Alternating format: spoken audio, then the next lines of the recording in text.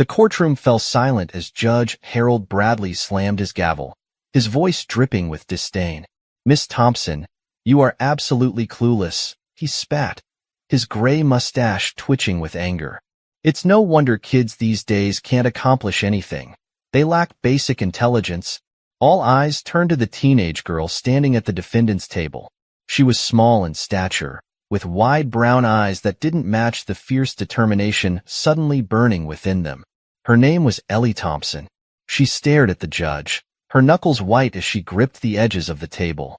Ellie's lips trembled for just a second before she lifted her chin. "With all due respect, Your Honor," she said, her voice firm despite the slight shake, "you don't know who I am." The judge's booming laugh echoed through the room, mocking her. "Oh, really? And who exactly are you, Miss Thompson? Enlighten us all." Ellie's gaze didn't falter. She stood straighter, the weight of everyone's stares pressing down on her. "I'm someone you'll regret underestimating," she said. Her tone carried a certainty that made the courtroom stir with curiosity. Whispers filled the air, but before anyone could make sense of her words, a sharp voice interrupted. "Your Honor." A tall man in a crisp suit stepped forward from the gallery, his face pale and his expression grave. "May I have a word with you in private?" "Right now." Judge Bradley looked irritated, but waved the man over. As the two exchanged hushed words near the bench, the color drained from the judge's face. His smug expression vanished, replaced by shock, then panic. He glanced back at Ellie with wide eyes, and for the first time in his 25-year career, he appeared completely lost for words. The courtroom erupted in gasps as the man's voice rose just loud enough for everyone to hear. "That's her." Everyone turned toward Ellie, the clueless teenager who suddenly didn't seem so clueless anymore. But what had the judge learned? Why was he so shaken? And how was Ellie keeping her composure when the entire room now buzzed with disbelief? The answers weren't coming yet, not from Ellie, and certainly not from the stunned judge. But one thing was certain. This trial had just turned into a spectacle no one would ever forget. It had all started a month earlier, when Ellie's quiet life as a high school senior in Denver took a turn she never saw coming. She wasn't the kind of girl who attracted much attention. At 16, she preferred her books to people and spent her weekends working at a local animal shelter. Her life was predictable, even dull, but she liked it that way. Then came the day everything changed. It was a Thursday afternoon, and Ellie had just finished cleaning out the kennels when she overheard two of her coworkers whispering by the front desk. "Did you hear about the Jenkins case?" "I can't believe no one stepped up to help her," one said. Ellie paused, curious. "Who's Jenkins?" she asked, wiping her hands on her jeans as she approached. The two women exchanged hesitant glances before one of them spoke. "Margaret Jenkins. She's this sweet old lady who's been living in the neighborhood for decades. Her landlord's trying to evict her, even though she's been paying her rent on time. They're saying she violated the lease because of her dog." Ellie frowned. "What did the dog do?" "Nothing," the woman said with a sigh. "He's old and sick, barely even barks anymore. But they're saying he's a disturbance. She's in court this week trying to fight it, but the landlord's got money and she doesn't." Ellie's chest tightened. She knew what it felt like to feel powerless. After her dad had died a few years earlier, she'd watched her mom work 2 jobs just to keep their house. The thought of someone as vulnerable as Margaret Jenkins losing her home made her stomach twist. "Can anyone help her?" Ellie asked. "Unless she gets a good lawyer, I doubt it," the second woman said. "And those don't come cheap." Ellie went home that night, her mind racing. She couldn't shake the image of an old woman being thrown out on the street with her dog. It wasn't fair, but what could she do? She was just a teenager with no legal experience. Or was she? Ellie walked into her mom's room and hesitated in the doorway. "Mom," she said slowly, "do you think it's crazy for me to try to help someone in court?" Her mom looked up from the paperwork on her bed, raising an eyebrow. "Help someone how?" Ellie bit her lip. "I mean defend them. Like, as a lawyer." Her mom blinked at her. "Ellie, you're 16. "I know," Ellie said quickly, "but I've been reading about cases like this, and I think I could do it. I mean, I'd need to figure out the legal stuff, but—" "Ellie," her mom interrupted gently, "this isn't a school project. Real lives are at stake. I know that, Ellie said, her voice rising. But doesn't that mean someone should help? No one else is stepping up. Her mom sighed.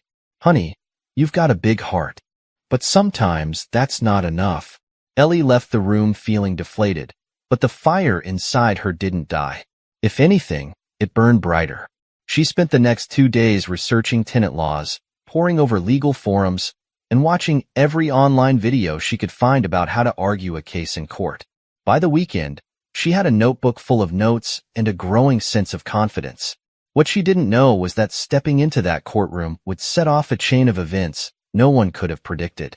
Ellie approached Margaret Jenkins at the shelter the following Monday.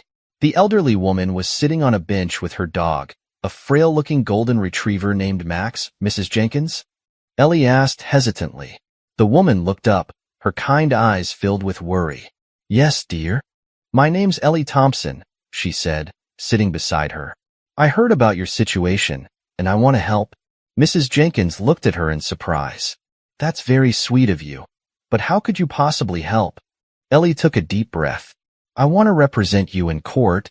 The woman blinked at her, then let out a soft laugh. Oh, honey, that's kind. But you're just a child. I know, Ellie said quickly, but I've been doing my homework. I think I can make a strong argument for you to stay in your home. Mrs. Jenkins looked doubtful but touched.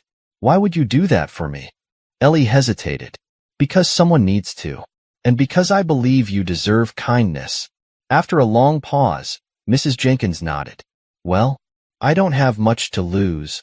And so, Ellie began preparing for the trial that would change everything. She stayed up late reading legal documents, practiced her arguments in front of her mirror, and even skipped a few classes to visit the courthouse and familiarize herself with the setting. When the day of the trial finally came, Ellie felt a strange mix of fear and determination. She walked into the courtroom with Mrs. Jenkins by her side, clutching her notes tightly. Judge Bradley, known for his no-nonsense approach, barely looked at her as he called the case to order. But as Ellie began to speak, it didn't take long for his irritation to surface. He interrupted her arguments, dismissed her evidence, and eventually resorted to outright insults. You're wasting this court's time, he said, his tone cutting. You're clearly out of your depth, Miss Thompson. Ellie's cheeks burned, but she refused to back down. Your Honor, if you just listen. I've listened enough, the judge snapped. And let me tell you something. You're absolutely clueless. Ellie stared at him, her heart pounding. And then, before she could respond, the man from the gallery stepped forward. Your Honor, he said, his voice shaking. I think you need to know who she really is. Ellie's world tilted as the courtroom erupted into chaos. The moment the man's words echoed through the courtroom, the atmosphere changed. Gasps and murmurs rippled across the room, as if everyone collectively realized that this wasn't an ordinary trial anymore. Ellie's face remained stoic, though her palms began to sweat. She wasn't sure what the man was about to say, but she had a feeling it would change everything. Judge Bradley's brows furrowed, his irritation growing. What are you talking about? He demanded, gesturing for silence. Who is she? The man straightened, his gaze flicking toward Ellie before he spoke. That girl, he said, his voice carrying the weight of the revelation, is Eleanor Thompson, the daughter of the late Supreme Court Justice Daniel Thompson. The courtroom erupted into stunned whispers again. Everyone had heard of Justice Daniel Thompson, a legal giant who had reshaped the American justice system before his tragic death 2 years earlier. He had been celebrated for his compassion, intelligence, and relentless pursuit of fairness. Judge Bradley's mouth opened and closed like a fish out of water. You're joking, he said, his voice faltering. Ellie, for the first time since entering the courtroom, let a small smile tug at the corner of her lips. No, he's not, she said calmly. Justice Daniel Thompson was my father. The judge looked as though he'd been struck by lightning. His face flushed, and his hands trembled as he gripped the edge of his bench. You're his daughter, he stammered. Yes, Ellie said simply. And everything I know about standing up for what's right, I learned from him. The judge leaned back, momentarily speechless, while the rest of the courtroom buzzed with excitement and disbelief. Ellie could feel the weight of every gaze on her, but she stood tall. This was her moment to prove herself, not just as Daniel Thompson's daughter, but as someone who could make a difference on her own terms. But what would happen next was still unclear, and as the judge struggled to regain his composure, Ellie prepared herself for whatever came next. The trial was far from over, and the stakes had never been higher. Judge Bradley cleared his throat, the courtroom still humming with disbelief. "Order," he barked, slamming his gavel, though his usual commanding presence now felt hollow. The murmurs died down, but the tension lingered. He rubbed his temples, clearly overwhelmed, before locking eyes with Ellie. "Miss Thompson," he began, his tone softer but still laced with skepticism. "If what you say is true, then I owe you an apology. But this revelation does not grant you special privileges in my courtroom." Ellie nodded, her voice steady despite her pounding heart. "I'm not asking for special treatment, Your Honor. All I'm asking for is the chance to be heard." Judge Bradley hesitated, glancing toward the man who had revealed Ellie's identity. The stranger nodded, as if to silently confirm everything. Finally, the judge let out a heavy sigh. "Proceed," he muttered. Ellie stepped forward, her notebook clutched tightly in her hands. She could feel her pulse in her ears, but she forced herself to focus. This wasn't about her. It was about Mrs. Jenkins and her right to stay in her home. Ellie took a deep breath and began her argument. "Your Honor, the plaintiff claims Mrs. Jenkins violated her lease agreement due to her dog being a disturbance. However, the landlord has provided no evidence of noise complaints or property damage caused by the dog. In fact, Max is an elderly animal with limited mobility and minimal activity, as documented by veterinary records." She paused, glancing at the landlord's attorney, who looked unimpressed. Undeterred, Ellie continued. "Additionally, under Colorado law, tenants have the right to request reasonable accommodations for assistance animals, including emotional support animals. Mrs. Jenkins has lived in her apartment for over 20 years without issue, and Max has provided her with companionship and emotional support during her declining health. Evicting her on these grounds is not only heartless but also legally questionable." The judge leaned forward, his expression inscrutable. "And do you have evidence to support this claim, Miss Thompson?" Ellie nodded and handed a folder to the court clerk, who delivered it to the bench. "These documents include a letter from Mrs. Jenkins's doctor confirming the emotional support provided by Max, as well as testimonies from neighbors who can vouch for Max's quiet and gentle nature." The judge flipped through the papers, his face giving nothing away. Ellie could feel the weight of the room pressing down on her, but she refused to falter. She turned to the landlord's attorney, her tone sharp.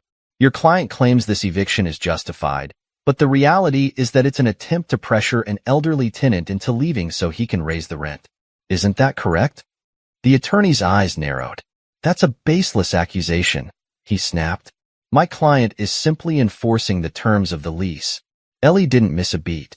Then why was the lease agreement amended just last year to include a clause about disturbances caused by pets? A clause that conveniently targets Mrs. Jenkins, the only tenant in the building with an animal. The courtroom fell silent again. The attorney opened his mouth to respond but hesitated, clearly caught off guard. Ellie turned back to the judge. "Your Honor, this isn't about a lease violation. It's about greed. Mrs. Jenkins is being bullied out of her home, and I'm asking this court to see through the lies and protect her rights." Judge Bradley leaned back in his chair, his fingers steepled. For a long moment, he said nothing, and Ellie felt the seconds stretch into an eternity. Finally, he spoke. "You've made a compelling argument, Miss Thompson," he said, his voice measured. "But the law is complex, and emotions alone cannot dictate the outcome of this case." Ellie's heart sank, but before she could respond, the judge turned to the landlord's attorney. "I'm going to need more time to review the evidence presented here. In the meantime, I suggest your client reconsider his position. If what Miss Thompson has alleged is true, then this court will not look kindly on attempts to exploit vulnerable tenants." The attorney's jaw tightened, but he nodded. "Understood, Your Honor." The judge banged his gavel. "Court is adjourned until further notice." As the courtroom emptied, Ellie finally let herself exhale. Mrs. Jenkins squeezed her hand, her eyes brimming with gratitude. "You were amazing, dear," she whispered. I don't know how to thank you. Ellie smiled, her cheeks flushing. We're not done yet, but I'm glad we got this far. The stranger who had revealed Ellie's identity approached them, his expression kind but curious. Miss Thompson, he said, extending a hand. I didn't mean to throw you into the spotlight like that, but I thought the judge needed to understand who he was dealing with. Ellie shook his hand, her brow furrowing. Who are you, anyway? He smiled. My name's Robert Callahan. I was a clerk for your father back in the day. He was a great man, and when I saw you standing there, I couldn't stay quiet. Ellie's chest tightened at the mention of her father. Thank you, she said softly. I just hope I can live up to his legacy. You already are, Robert said. And if you ever need help, don't hesitate to reach out. As he walked away, Ellie felt a surge of determination. She wasn't just fighting for Mrs. Jenkins. She was proving to herself and the world that she had what it took to make a difference. The next few days were a whirlwind. Ellie continued to prepare for the next hearing, poring over case law and refining her arguments. Word of her performance in court spread quickly, and soon reporters began showing up at her school and even her house. Ellie tried to ignore the attention, but it wasn't easy. She hadn't expected her decision to help Mrs. Jenkins to turn into a media circus. One afternoon, as she walked home from school, a black SUV pulled up beside her. The window rolled down, and a man in a suit leaned out. Miss Thompson, he said, his tone serious. I need to speak with you. Ellie froze, her instinct screaming at her to run. Who are you? She demanded. The man held up a badge. FBI. We need to talk about your father. Her blood ran cold. What about him? Let's just say, the agent replied, there's more to his legacy than you know. Ellie stared at the man in stunned silence, her pulse hammering in her ears.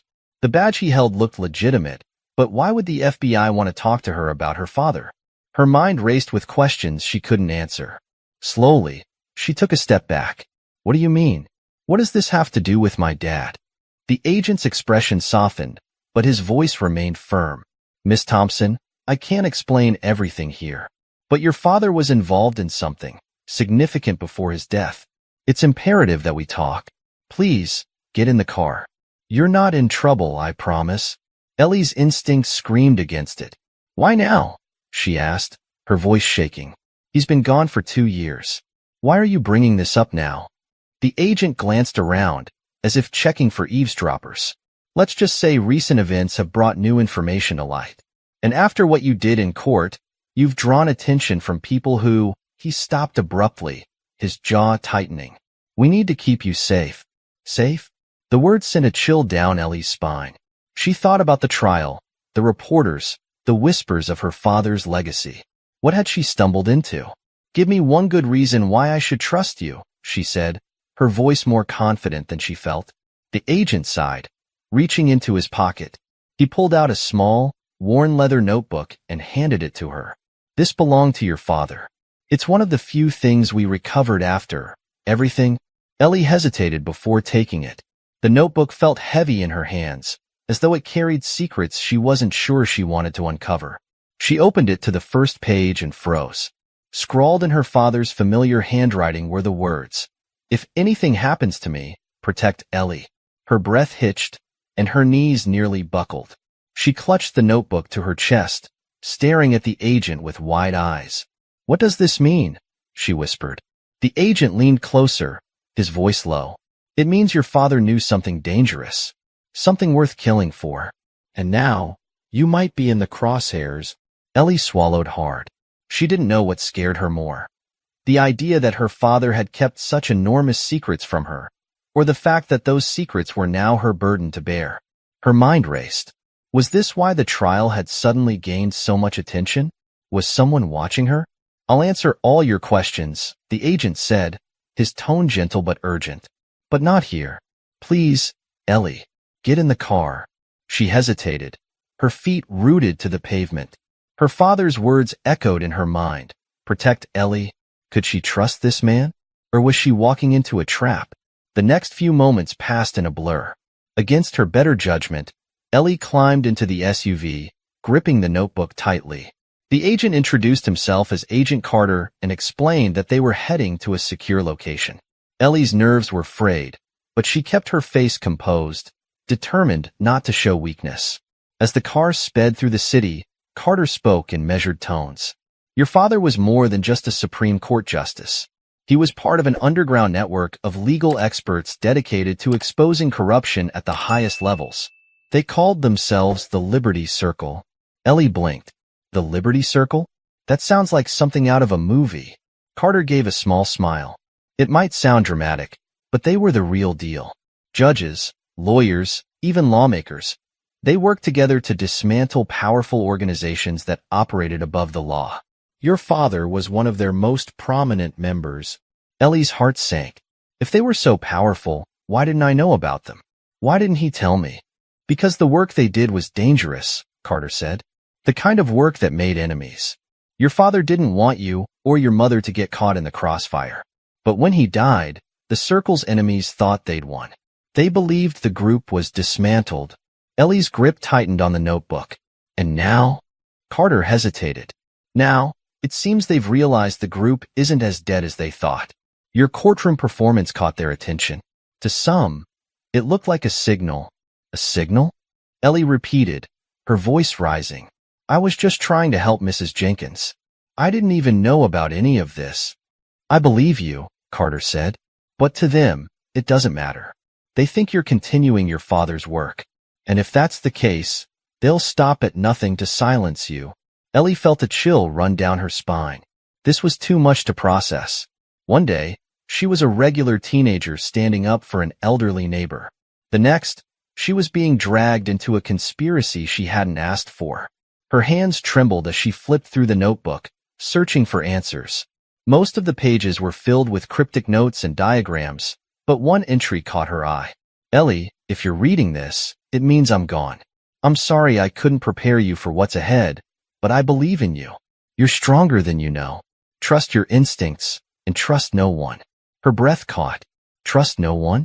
She glanced at Carter, who was watching her closely. Was he really trying to help, or was he just another player in this dangerous game?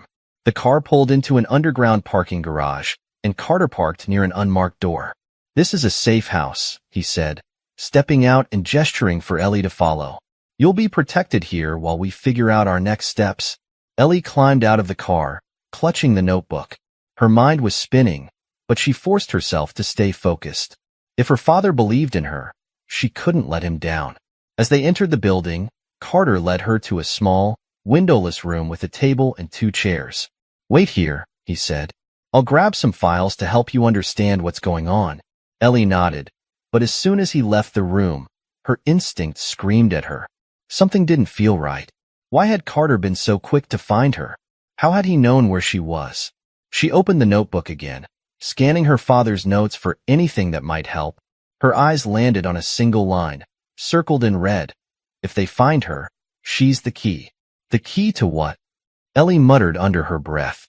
Before she could make sense of it, the door burst open, and it wasn't Carter standing there. It was a man in a dark suit, his expression cold and menacing. You shouldn't have come here, he said, pulling a gun from his jacket.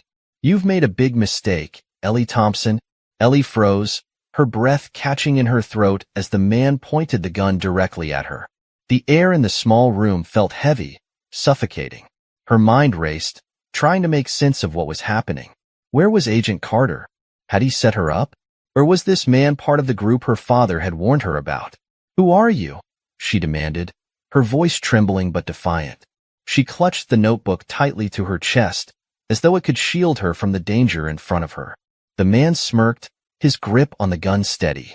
Let's just say I work for people who don't appreciate loose ends. Your father should have stayed in his lane, but he didn't. And now, here you are, stirring up the ashes he left behind. Ellie's pulse pounded in her ears.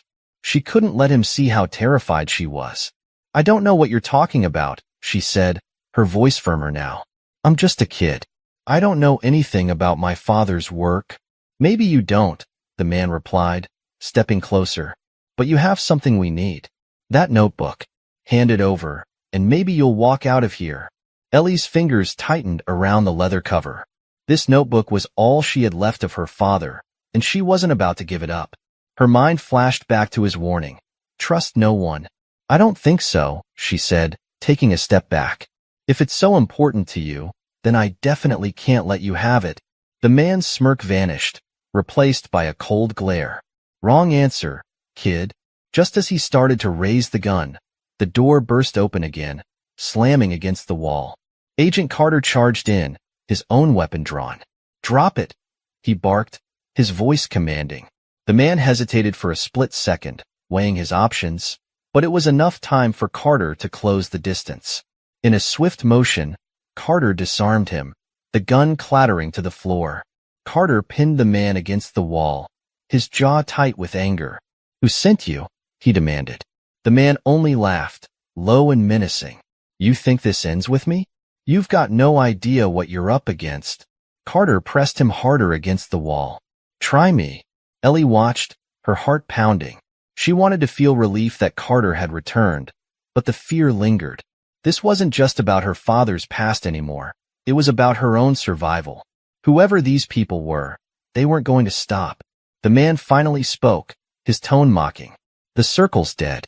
You're chasing ghosts, and now you've dragged her into it. Do you really think you can protect her? Carter's expression darkened. Watch me. Minutes later, the man was handcuffed and being escorted out by 2 additional agents Carter had called for backup. Ellie sat at the table, her legs feeling like jelly beneath her. Carter returned, his face a mix of anger and concern. Are you okay? He asked, his voice softer now. Ellie nodded, though she wasn't sure if it was true. What just happened? Who was that guy? Carter sat across from her, running a hand through his hair. He's one of them, he said grimly. One of the people your father fought against. They've been trying to piece together what's left of the circle, and now they think you're the key. Ellie held up the notebook. Because of this? Partly, Carter admitted. But it's more than that. Your father believed in you, Ellie. He thought you had the potential to carry on his work, even if you didn't know it. That's why he left this behind for you. Ellie looked down at the notebook, her father's handwriting staring back at her. She felt a mix of pride and dread. I don't even know where to start, she said quietly. I'm just a kid. You're not just a kid, Carter said firmly. You stood up in court when no one else would. You're brave, and you're smart. But you don't have to do this alone. Let me help you. Ellie studied him, trying to gauge his sincerity. Could she trust him? He had saved her life, but her father's warning still echoed in her mind. I'll think about it, she said finally. Carter nodded, as though he expected that answer. Fair enough. But if you're serious about continuing what your father started, you need to understand what you're up against. This isn't just about one trial or one notebook. It's a fight for justice, and it's dangerous. Ellie swallowed hard. She didn't ask for any of this, but she couldn't ignore it either. Her father had believed in her, and now she had to decide whether to rise to the challenge or walk away. That night, back at the safe house, Ellie sat alone with the notebook.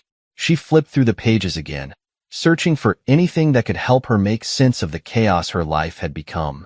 Her eyes landed on a set of coordinates scribbled in the margin of one page. Curiosity burned within her. What could her father have hidden at that location? And was it worth the risk to find out? Before she could dwell on it for long, the sound of shattering glass jolted her upright. She turned toward the window just in time to see a black-clad figure climbing through, a knife glinting in their hand. Ellie's breath caught. She was out of time. Ellie's body tensed as the figure landed silently inside the room, their movements swift and calculated. Her pulse pounded in her ears as her mind screamed for her to move, to run, to do something. But she was frozen, clutching the notebook to her chest as the intruder's dark eyes locked onto her. Give it to me, the figure said in a low, gravelly voice. They stepped forward, the knife gleaming under the dim light. Now, Ellie's instincts kicked in, and she took a quick step back, her chair screeching loudly against the floor. She gripped the notebook tighter. I don't know who you are or what you want, she said, her voice trembling but defiant. But you're not getting this. The figure tilted their head, almost amused. You're braver than I expected, they said. But bravery won't save you. Hand it over, kid. Ellie's eyes darted around the room, searching for anything she could use as a weapon. Her father's words rang in her head, "Trust your instincts." Without thinking, she lunged for the table lamp and yanked it free from the wall. The sudden motion startled the intruder, but they quickly recovered, advancing on her with the knife raised. Ellie swung the lamp with all her strength, and it connected with the intruder's arm.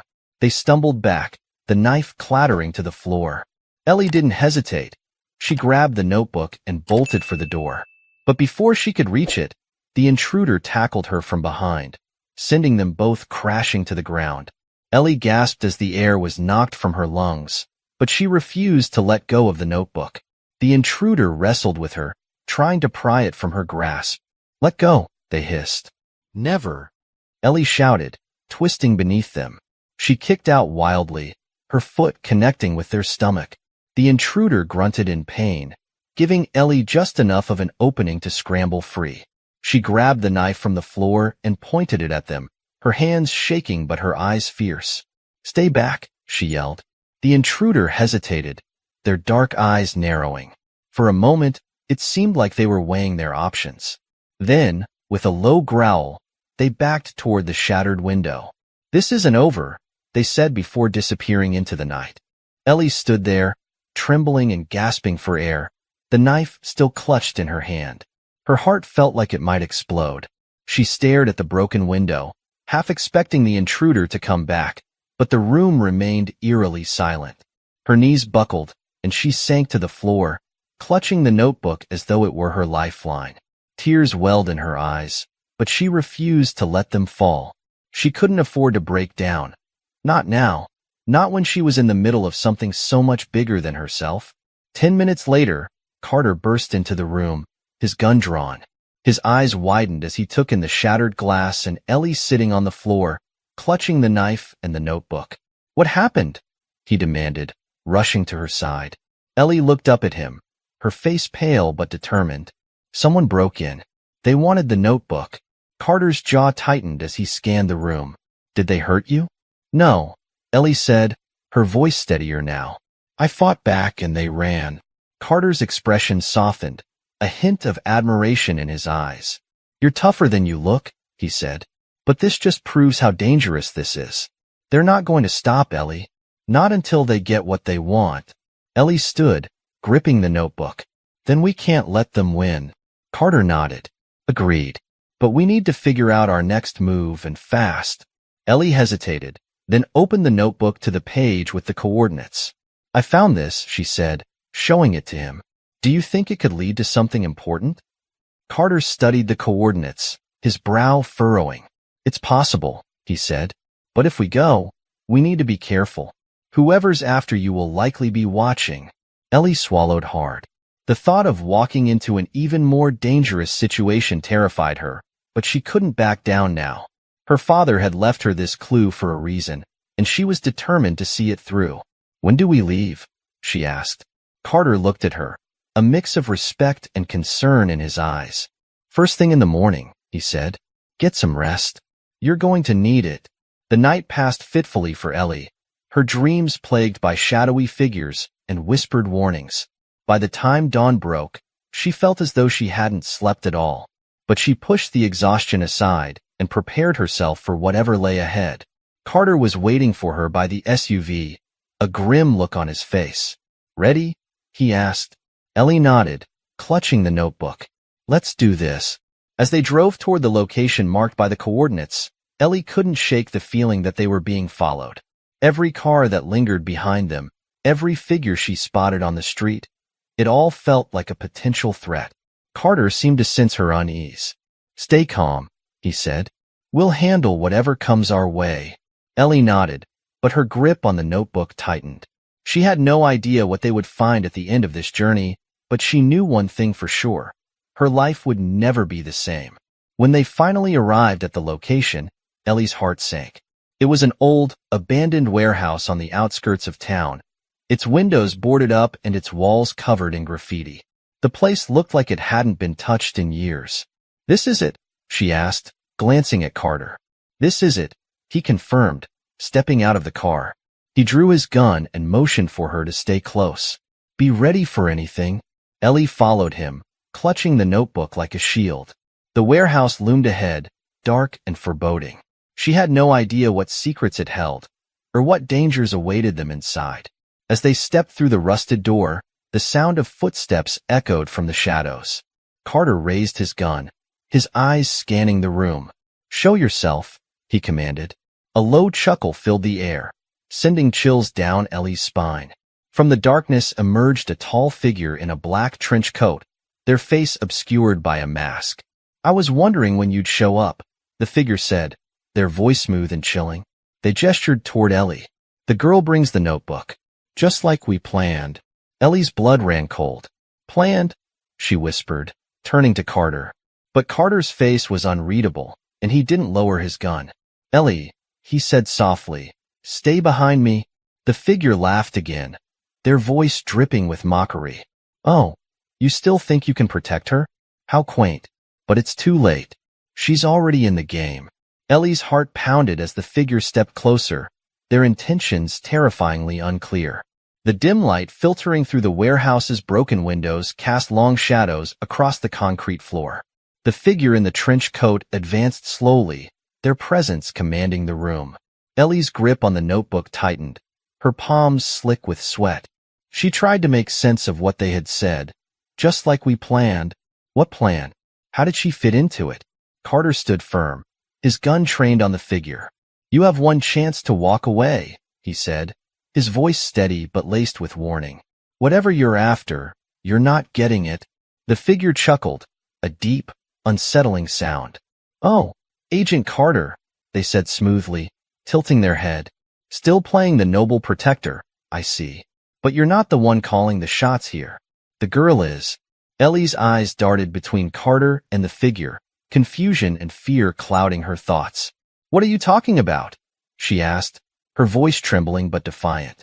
"I don't know anything about a plan." "Don't you?" the figure replied, their masked face turning toward her. "Your father certainly thought you would. That notebook in your hands, it holds the key to everything he was working toward. And now, you're holding the answers to questions you don't even know to ask." Ellie glanced at the notebook, her father's words echoing in her mind. "Trust no one. If you think I'm just going to hand this over, you're wasting your time," she said, trying to sound braver than she felt. The figure's body language shifted slightly, as though they were smiling beneath the mask. "Oh, I don't need you to hand it over," they said.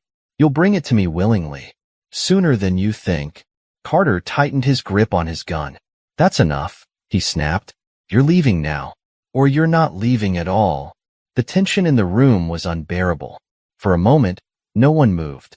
Then, faster than Ellie could react, the figure pulled something from their pocket, a small device with a blinking red light. They held it up for Carter to see. "Let's not make this messy," the figure said, their voice calm. "You know what this is. One wrong move, and this entire building goes up in flames." Ellie's heart dropped. A bomb. They had a bomb. Carter's jaw clenched, his gun unwavering. "You're bluffing." "Am I?" the figure countered. They pressed a button on the device, and a faint beeping sound filled the air. "You have 30 seconds to lower your weapon and walk away. Or none of us leave this warehouse alive." Ellie's mind raced. She felt trapped, suffocated by the weight of the moment. Carter's hand trembled slightly, a flicker of uncertainty breaking through his calm exterior. "Ellie," he said softly, his voice strained, "stay close to me. No matter what happens." The figure laughed. "It's adorable, really, how protective you are. But this isn't about her safety. It's about what comes next." As the beeping grew louder, Ellie realized she couldn't just stand there. She had to do something. Her father had trusted her to figure this out, to make the right choices. But what choice could she make when the stakes were this high? The figure tilted their head again. "What's it going to be, Agent?" "Time's running out." Carter's grip tightened on his gun, but he didn't lower it. Ellie knew he was weighing his options, but there was no time left to think. Without fully realizing what she was doing, she stepped forward. "Wait!" she shouted, her voice cutting through the tension. Both Carter and the figure turned toward her, their eyes widening. "Ellie, don't," Carter began, but she held up a hand to stop him. Look, Ellie said, addressing the figure. You said I'm the key to whatever this is, right? That you need me. She held up the notebook. If that's true, then blowing me up doesn't make any sense. You can threaten me all you want, but you won't get what you need if I'm gone. The figure's head tilted slightly, as if considering her words. The beeping continued, relentless and deafening. Ellie swallowed hard and kept going. So, let's make a deal, she said, her voice steadier now. You leave this building, and I'll figure out what my father wanted me to do. I'll find the answers you're looking for. But I do it on my terms. The figure didn't respond right away, the room thick with silence except for the beeping. Finally, they lowered the device slightly. Interesting, they said, their tone almost amused. You've got guts, kid. I'll give you that. They pressed another button, and the beeping stopped. Ellie let out a shaky breath, relief washing over her. But it was short-lived. The figure turned toward the shadows of the warehouse and called out, Plan B. Ellie barely had time to register the words before more figures emerged from the darkness, each one armed and wearing the same dark clothing. Carter stepped in front of her, his gun still raised, but Ellie could see the odds stacked against them. They were outnumbered. Ellie, Carter said quietly, when I say run, you run. Got it? She nodded, clutching the notebook to her chest. Her heart was pounding, but she forced herself to focus. If there was any chance of getting out of this alive, she couldn't afford to panic. The leader of the group took a step closer, their masked face unreadable. You're not leaving here with that notebook, they said, their voice cold. Hand it over, or watch your protector fall. Ellie's hands trembled, but she didn't move. You'll have to kill me first, she said, her voice barely above a whisper. The figure raised a hand, signaling the others to move in. Carter tightened his stance, his gun aimed squarely at the leader. Not today, he said. Then, chaos erupted. Gunfire filled the air as Carter opened fire, taking down two of the attackers before they could get close.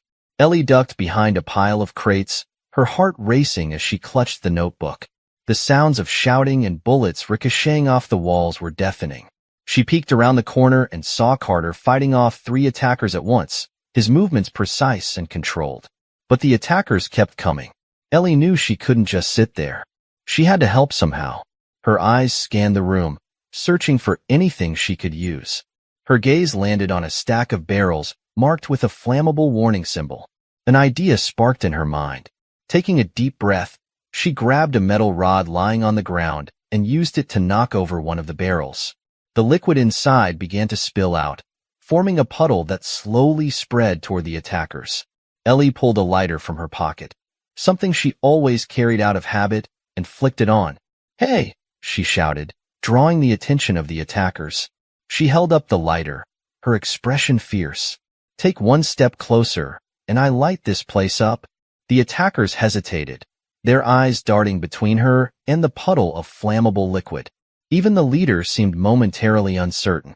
Carter seized the opportunity, taking down another attacker and moving to Ellie's side. You're insane, he muttered, but there was a hint of admiration in his voice.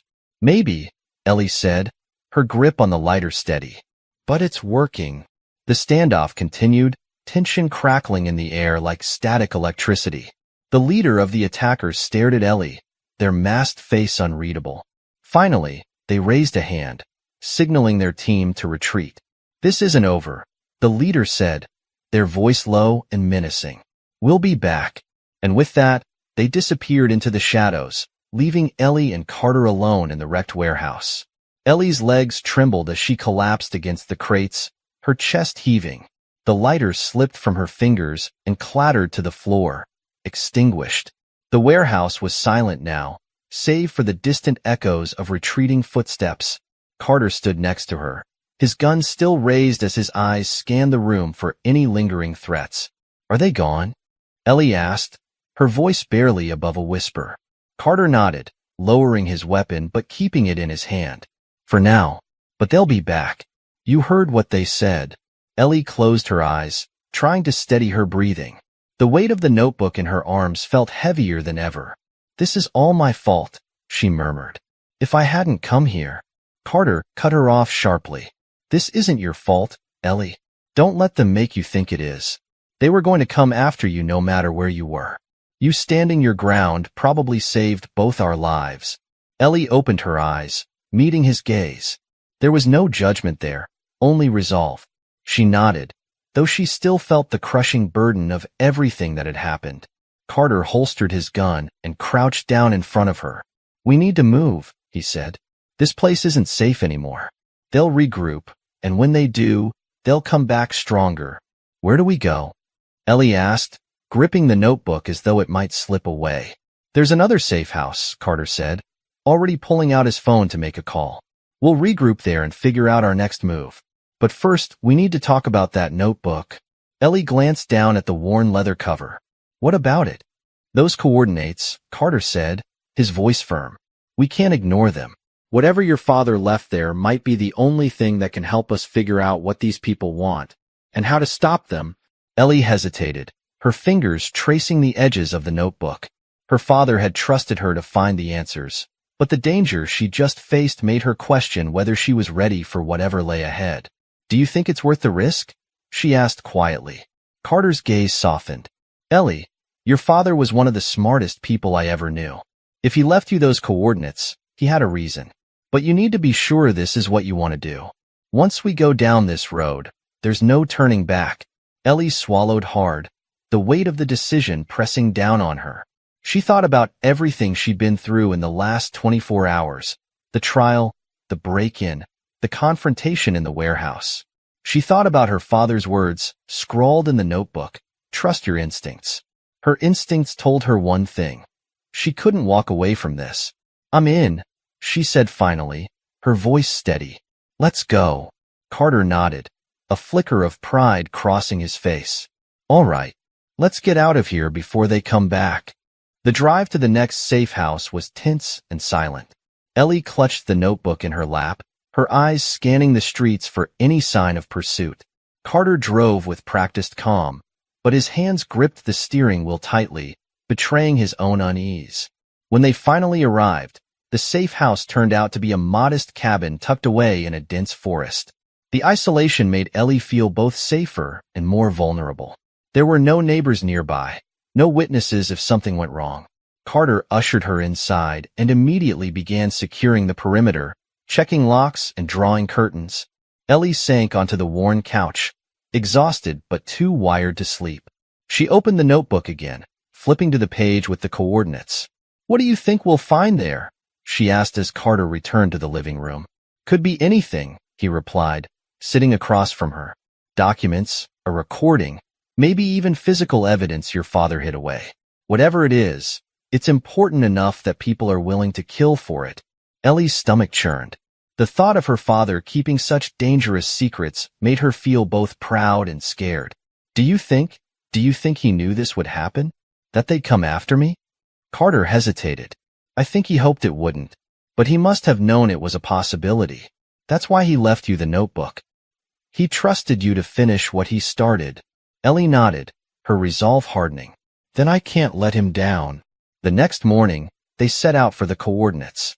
The location was in a remote area of the Rocky Mountains, accessible only by a winding dirt road. The drive was long and treacherous, the narrow path flanked by steep cliffs and dense trees. As they approached the site, Ellie felt a strange mix of anticipation and dread. The coordinates led them to a small clearing near the base of a rocky hill. There was nothing there, just dirt, rocks, and a few scattered trees. "This can't be right," Ellie said, stepping out of the car.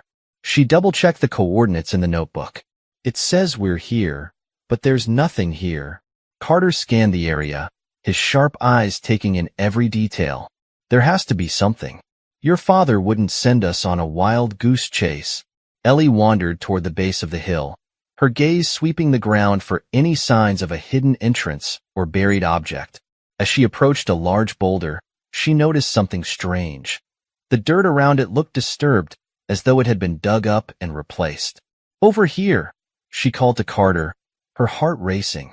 He joined her, his expression cautious.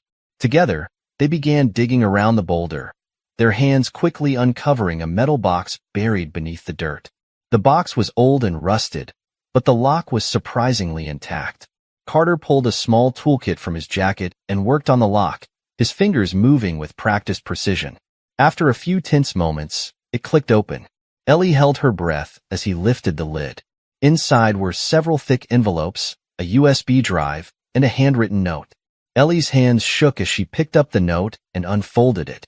The handwriting was unmistakably her father's. "Ellie, if you're reading this, then you've found what they've been searching for. Everything you need is in this box. But be careful, trust no one. The truth is more dangerous than you realize." Ellie's eyes widened as she glanced at Carter, her heart pounding. The USB drive and documents seemed to hold the answers they'd been searching for, but her father's warning rang in her ears. Trust no one. Before she could say anything, the sound of engines roared in the distance. Carter stiffened, his hand moving to his gun. "We've got company." Ellie's blood ran cold as she turned toward the road. 3 black SUVs were speeding toward them, kicking up clouds of dust. Her hands tightened around the box, her father's note crumpling slightly in her grip. "Get in the car," Carter shouted, drawing his gun. "We need to move now." Ellie didn't hesitate. She grabbed the box and sprinted toward the car as the SUVs closed in, her heart racing with fear and adrenaline. The chase was on. Ellie barely made it into the car before Carter slammed the gas pedal, sending their vehicle lurching forward. The tires screeched against the dirt as the engine roared to life, propelling them toward the winding forest road. Behind them, the 3 black SUVs closed the gap with frightening speed. "Hold on," Carter barked, gripping the steering wheel tightly. His eyes flicked between the road ahead and the rearview mirror. "This is going to get rough." Ellie clutched the metal box against her chest, her breath coming in short, panicked bursts. The forest blurred past as Carter swerved around sharp bends, the steep cliffs on either side making every turn feel like a brush with death. The SUVs stayed on their tail, relentless in their pursuit. "What do they want?" Ellie yelled over the sound of the engine. "The box?" "Me. Both," Carter shouted back. He yanked the wheel to avoid a fallen tree branch, the car nearly tipping as it skidded back onto the road. "They know whatever's in that box is the key to finishing what your father started. And they know you're the only one who can figure it out." Ellie's heart pounded as she glanced back at their pursuers. The lead SUV was gaining on them, its grille almost close enough to touch their rear bumper. She could see the driver through the windshield, their face obscured but their intent clear. They weren't going to stop until they got what they wanted. "We can't outrun them forever," Ellie said, panic creeping into her voice. "We won't have to," Carter replied, his tone grim. He jerked the car off the main road, the tires kicking up dirt as they veered onto a narrow trail cutting through the trees. "Hang on to that box. Whatever happens, don't let it go." Ellie tightened her grip on the box, her knuckles turning white. The trail was even rougher than the road, the car bouncing violently as it sped over rocks and uneven ground. Branches scraped against the windows, and Ellie winced as a particularly sharp turn sent her crashing against the door. The SUVs followed them onto the trail, their engines growling like predators closing in on their prey. One of them pulled up alongside Carter's car, its window rolling down to reveal a masked man holding a gun. Ellie's eyes widened in terror as the man aimed directly at the driver's side. "Carter!" she screamed. Carter reacted instantly, swerving the car hard to the left. The move sent their vehicle slamming into the side of the SUV, forcing it off the trail and into the trees. The other 2 SUVs surged forward, their drivers undeterred by their companion's crash. Ellie's mind raced as she tried to think of something, anything, to help. Her eyes landed on the metal box in her lap, and an idea began to form. "Carter, does this thing have anything heavy in it?" Carter spared her a quick glance. "It's full of documents and a USB drive." "Why?" Ellie hesitated, then made her decision. She opened the box, grabbed the heaviest envelope she could find, and rolled down her window. The wind whipped her hair into her face as she leaned out, aiming for the nearest SUV. "Ellie, what are you doing?" Carter shouted. "Just keep driving," she yelled back. Summoning all her strength, Ellie hurled the envelope at the SUV's windshield. The heavy package hit its mark, exploding into a cloud of papers that temporarily blinded the driver. The SUV swerved wildly before skidding off the trail and crashing into a tree. Ellie ducked back into the car, her heart racing. "One down!" she shouted, clutching the box tightly. Carter's lips twitched into the faintest hint of a smile. "Not bad, kid." The final SUV was still on their tail, its engine roaring as it closed the distance. Ellie's relief was short-lived as the vehicle rammed into their rear bumper, the impact jarring her so hard she nearly dropped the box. "They're trying to force us off the road," Carter said, his voice tight with tension. He glanced at Ellie, his expression hardening. "We need to end this. Are you ready?" Ellie's eyes widened. "Ready for what?" "Trust me," Carter said. "Just hold on." Before Ellie could protest, Carter yanked the wheel hard to the right, sending their car careening off the trail and down a steep embankment. Ellie screamed as the car bounced and jolted over rocks and tree roots, the metal box slipping from her grasp and tumbling to the floor. The SUV followed, its driver relentless in their pursuit. Carter kept his eyes fixed on the terrain ahead, maneuvering the car through the chaos with skill that defied the laws of physics. Ellie could feel every bump and jolt in her bones, but she refused to let go of the box. Finally, they burst out of the trees and onto a wide, open clearing. Carter slammed on the brakes, the car skidding to a stop just feet from the edge of a steep cliff. Ellie's breath caught in her throat as she looked down at the sheer drop into the rocky canyon below. The SUV screeched to a halt behind them, its driver stepping out with a gun drawn.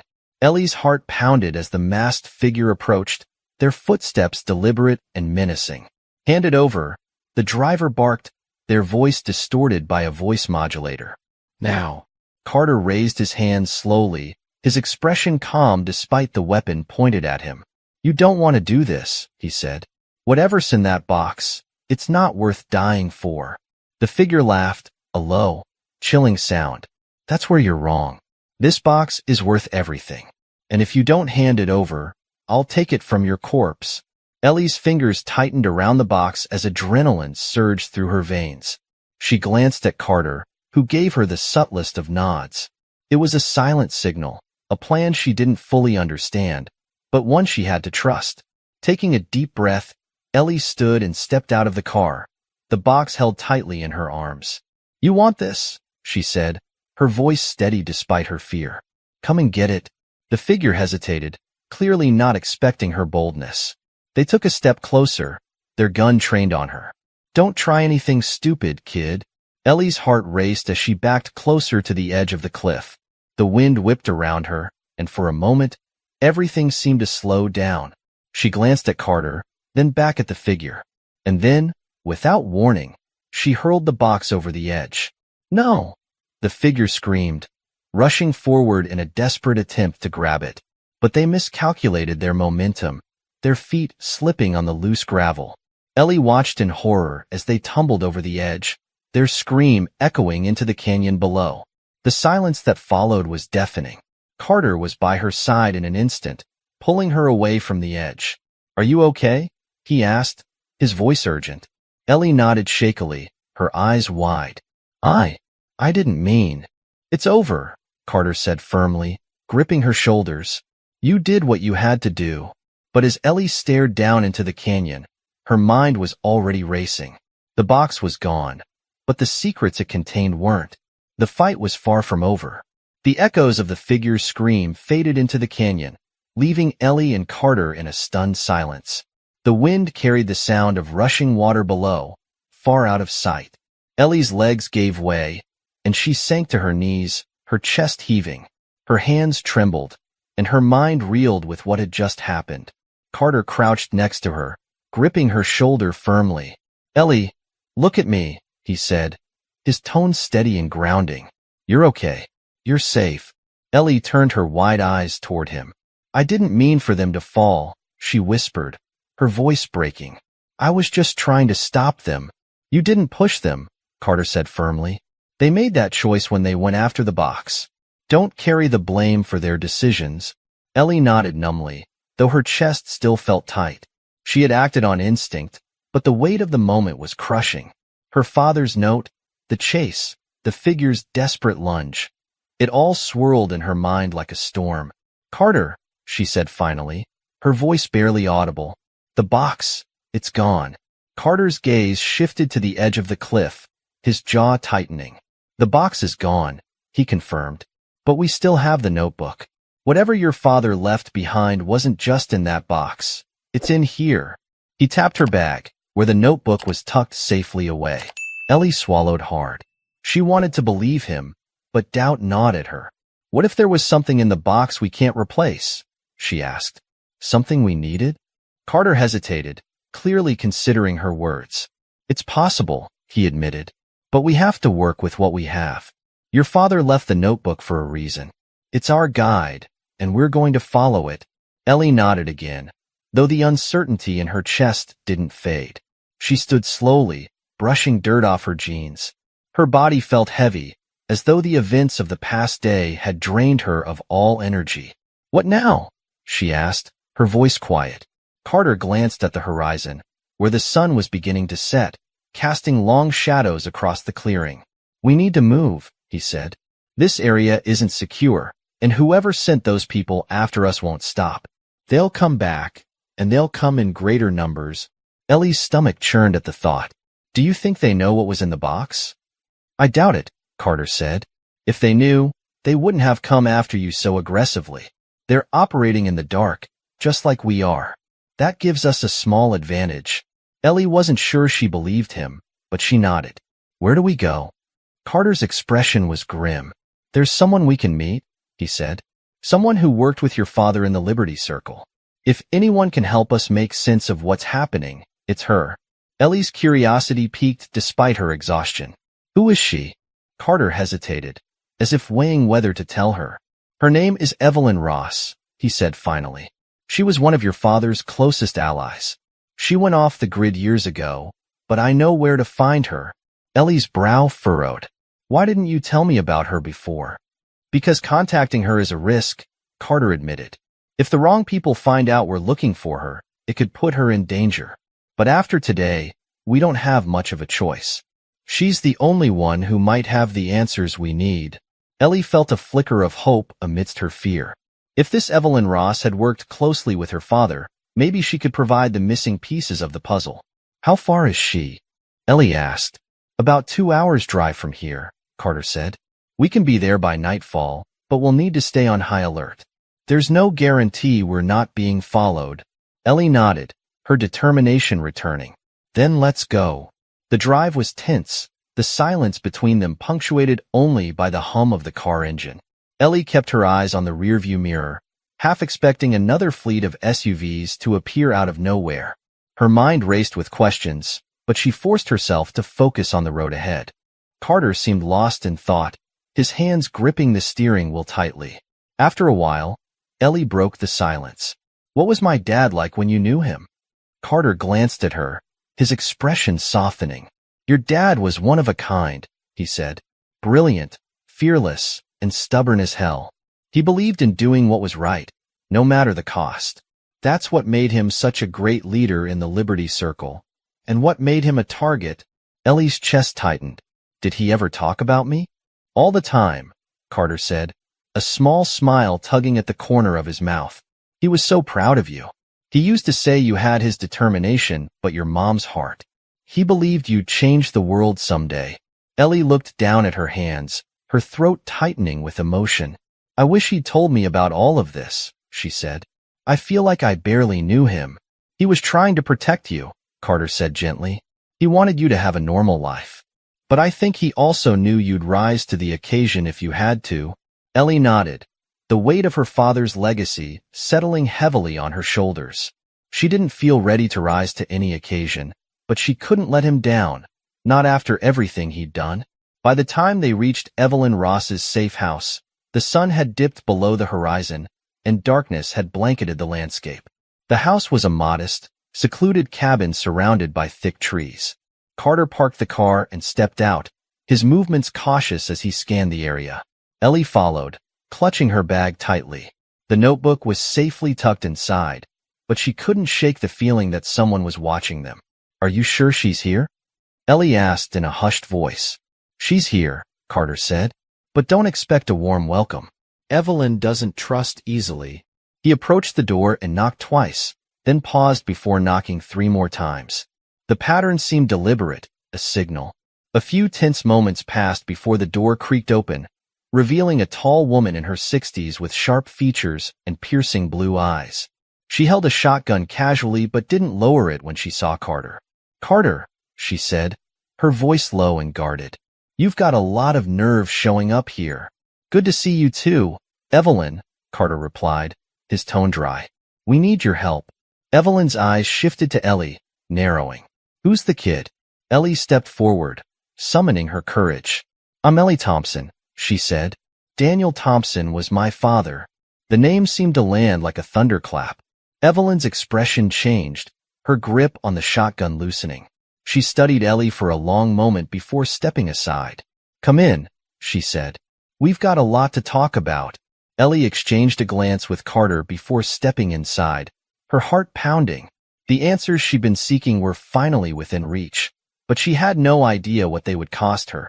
Evelyn's cabin was dimly lit, with books, papers, and old maps scattered across every surface. The air smelled faintly of coffee and aged wood, and the atmosphere was heavy with tension. Ellie followed Carter inside, clutching her bag tightly. Evelyn locked the door behind them and leaned her shotgun against the wall, though she kept her sharp eyes on Ellie. "So," Evelyn began, folding her arms. "Daniel's daughter. Never thought I'd meet you in a situation like this." Ellie hesitated, unsure how to respond. "I didn't know anything about this until recently," she admitted. "But now, people are chasing me, trying to kill me, and saying I'm the key to something my father started. I need answers." Evelyn raised an eyebrow, glancing at Carter. "You've brought her into this?" she asked, her tone accusatory. Carter sighed. "She was already in it, Evelyn. They came after her first. Daniel left her the notebook, and now she's a target. We don't have time for second-guessing." Evelyn's eyes returned to Ellie, scrutinizing her. "He left you the notebook?" she asked, her voice softening slightly. "The one with the coordinates?" Ellie nodded and pulled the notebook from her bag. "It led us to a box, but we lost it. Whatever was in there is gone now." Evelyn frowned, her expression darkening.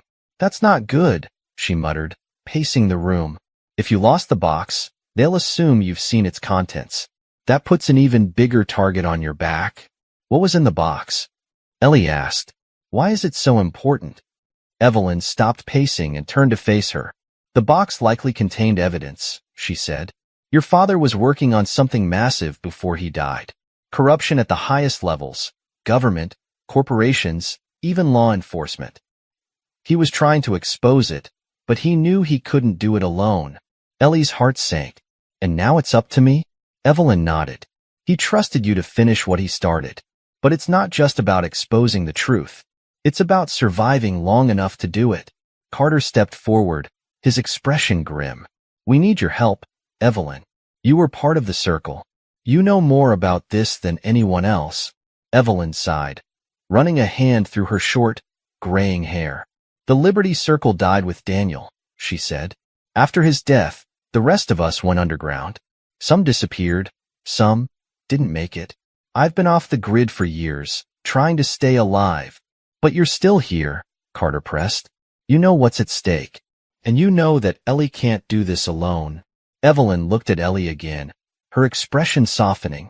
"Your father was a good man," she said. "One of the best I ever knew. If he believed in you, that means something." Ellie swallowed hard, her chest tightening. "I don't even know what I'm supposed to do," she admitted. "I'm just trying to stay alive." Evelyn stepped closer, placing a hand on Ellie's shoulder. "You're going to do more than survive," she said. "You're going to fight back. But first, you need to understand what you're up against." She turned and grabbed a stack of papers from a nearby table, spreading them out in front of Ellie. The documents were old and yellowed, filled with handwritten notes and diagrams. Evelyn pointed to a name scrawled across the top of one page. "Blackstone Initiative." Ellie furrowed her brow. "What's the Blackstone Initiative?" "It's the group your father was fighting against," Evelyn said. "They're a shadow organization made up of powerful people who operate above the law. Politicians, CEOs, military leaders. They pull the strings behind the scenes, controlling everything from economic policies to elections. Ellie's stomach churned. And my dad was trying to stop them? Evelyn nodded. He got close. Too close. That's why they killed him. Ellie's breath caught. Hearing the truth spoken so plainly made it feel more real and more terrifying. Why didn't he tell me? She asked, her voice barely above a whisper. He was trying to protect you, Evelyn said gently. But he also believed you'd find your way to the truth when the time was right. That time is now. Carter leaned over the papers, his eyes narrowing as he studied the diagrams. If Blackstone is still active, we need to figure out their next move, he said. What's their endgame? Evelyn hesitated, then pulled out a separate folder and handed it to Carter. Daniel suspected they were planning something big, she said. Something that would consolidate their power on a global scale. He called it Project Ascendant. Ellie frowned. What is it? We don't know exactly, Evelyn admitted. But Daniel believed it involved weaponizing technology, AI, surveillance, you name it, to control populations. If he was right, it could change the world as we know it. Ellie felt a cold knot form in her stomach. The stakes were higher than she'd imagined. How do we stop them? She asked. Evelyn's expression hardened. First, we find out where they're operating. The notebook might have more clues. Then, we expose them. But it won't be easy. They'll do everything in their power to silence us. Let them try, Ellie said, her voice firm. I'm not giving up. Evelyn gave her a small, approving nod. You've got your father's fire, she said. We're going to need it. That night, the three of them pored over the notebook and Evelyn's files, piecing together what little they could about the Blackstone Initiative and Project Ascendant. Ellie felt overwhelmed by the sheer scope of it all, but she refused to let it deter her. If her father had believed in her, she couldn't let him down. Just as they were making progress, a faint noise outside made Carter freeze. He held up a hand, motioning for silence. Ellie's heart raced as she strained to listen. There it was again, a soft rustling, followed by the crunch of gravel underfoot. Evelyn grabbed her shotgun and moved toward the window, her movements silent and deliberate. She peeked out and immediately stepped back, her face pale. They found us, she whispered. Ellie's blood ran cold. How? We were careful. It doesn't matter, Carter said, drawing his gun. We need to move now. Before they could act, the front door burst open with a deafening crash. Armed men in tactical gear flooded the cabin, their weapons trained on the three of them. Ellie's heart pounded as she clutched the notebook, her mind racing. One of the men stepped forward, his face obscured by a mask. Ellie Thompson, he said, his voice cold and authoritative. You're coming with us. Evelyn raised her shotgun, her eyes blazing. Over my dead body. The man's response was chillingly calm. That can be arranged. The tension in the cabin was electric, the air thick with the possibility of violence. Ellie's pulse thundered in her ears as she clutched the notebook tightly to her chest. Carter and Evelyn stood on either side of her, their weapons raised, but they were outnumbered and outgunned. The men in tactical gear moved with precision, forming a semicircle around them. Their leader, the masked man, stepped forward, his weapon trained squarely on Ellie. You have no way out, the man said, his voice distorted by a modulator. Give me the notebook, and this doesn't have to get messy. Ellie's knees trembled, but she refused to back down. Her father's words echoed in her mind. Trust your instincts. She glanced at Carter and Evelyn, their expressions tense but unwavering. They weren't giving up, and neither would she.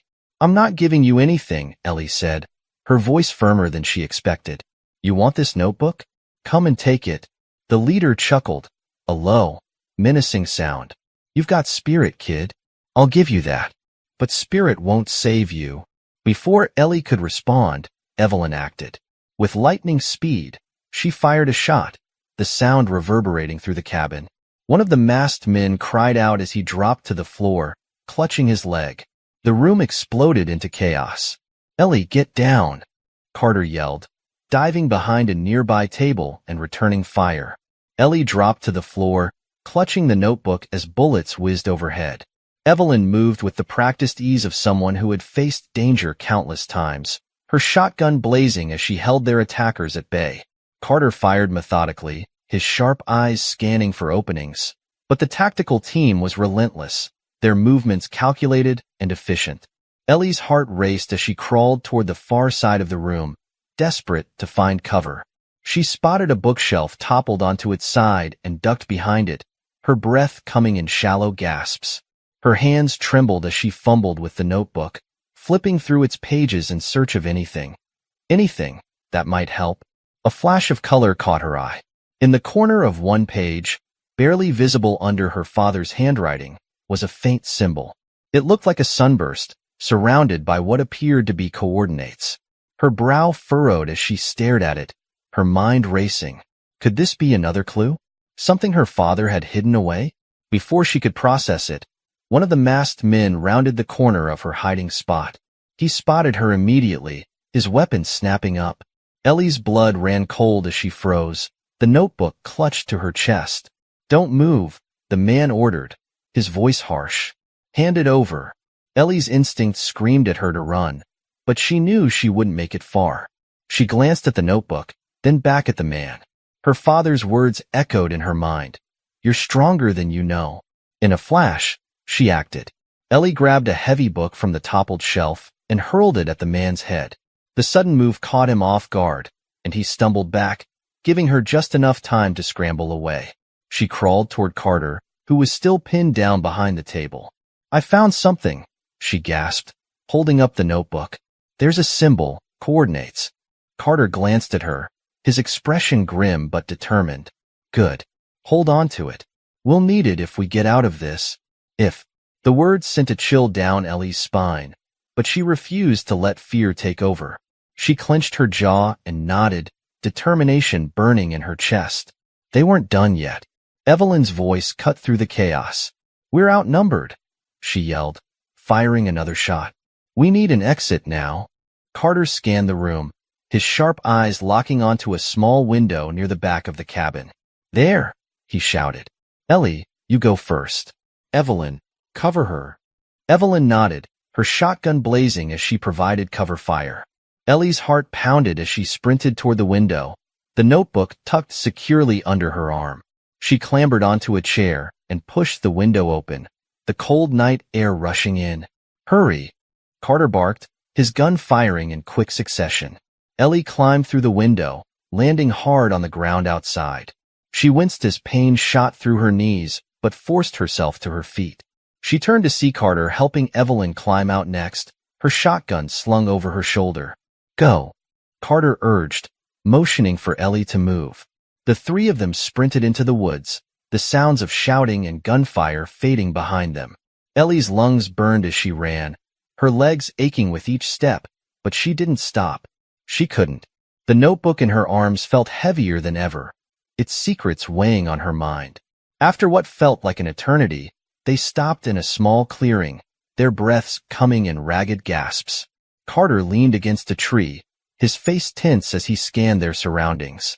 Evelyn dropped to one knee, reloading her shotgun with shaky hands. Ellie sank to the ground, clutching the notebook. "What now?" she asked, her voice barely above a whisper. Carter didn't answer immediately. He turned to Evelyn, his expression grim. "They're not going to stop," he said. "They know about the notebook, and they'll keep coming until they get it." Evelyn nodded, her face pale but determined. "Then we have to move fast. Those coordinates Ellie found might be our only chance." Ellie looked up at them, her exhaustion fading as a spark of hope ignited in her chest. "What do you think we'll find?" she asked. "Answers," Carter said, "and maybe a way to end this." Ellie swallowed hard, her determination returning. She didn't know what lay ahead, but she was ready to face it. For her father, for the truth, and for herself. Ellie, Carter, and Evelyn spent the night navigating through the dense forest, careful to stay off the roads and avoid drawing attention. The symbol and coordinates in the notebook had become their beacon, a final hope to uncover the truth behind her father's legacy and bring the fight to the Blackstone Initiative. By dawn, they reached the location indicated by the coordinates, an abandoned military bunker hidden deep in the forest. Its rusted steel doors were overgrown with vines, and the air carried the faint smell of decay and earth. The sight of it sent a chill through Ellie's spine. This is it, Carter said, stepping forward and examining the structure. Your father's work led us here. Whatever's inside might give us the upper hand. Evelyn nodded, her shotgun at the ready. Let's not waste time. With a groan of effort, Carter and Evelyn pulled the heavy doors open, revealing a dark staircase leading underground. Ellie hesitated for a moment, gripping the notebook tightly, before following them into the shadows. The air grew colder as they descended, and the faint hum of old machinery echoed through the bunker. At the bottom of the staircase, they found a large, reinforced door with a keypad. Next to it was a dusty, handwritten note taped to the wall. Ellie, the note read, "If you've made it here, you're closer than I ever got. Use today's date to unlock the door, if you're truly ready for what's inside." Ellie's heart twisted as she read the familiar handwriting. Her father had known she would come here, that she would carry on his work. Today's date, she murmured, her hands trembling as she entered the numbers into the keypad. The door unlocked with a heavy click and swung open. Beyond it was a large, dimly lit room filled with rows of filing cabinets, computers, and stacks of documents. It was a treasure trove of information, meticulously organized and untouched for years. Evelyn let out a low whistle.